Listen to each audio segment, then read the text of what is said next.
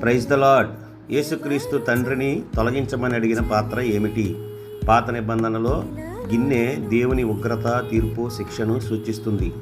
యేసయ్య అడుగుతున్నది దేవుని ఉగ్రత పాత్ర. ఇది ప్రతీకాత్మకం.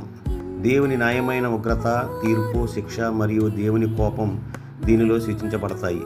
పాపులు దేవుని ఉగ్రతను త్రాగవలసి వస్తుందని బైబిల్ చెబుతుంది. శిలువ మీద యేసు మన పాపాలను తన మీదకి తీసుకుని దేవుని ఉగ్రతను పూర్తిగా తాగాల్సి వచ్చింది.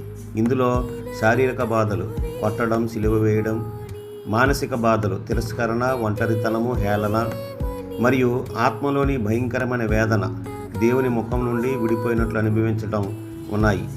ఇది పాప పరిహార బలి యొక్క గొప్ప భాగం. యేసు పాపం లేనివాడు కాబట్టి ఆయనకు ఈ గిన్నె త్రాగడం అత్యంత భయంకరమైనది. దేవుని పట్ల కృతజ్ఞత కలిగి నమ్మకస్తులుగా ఉందాం. ఆమేన్.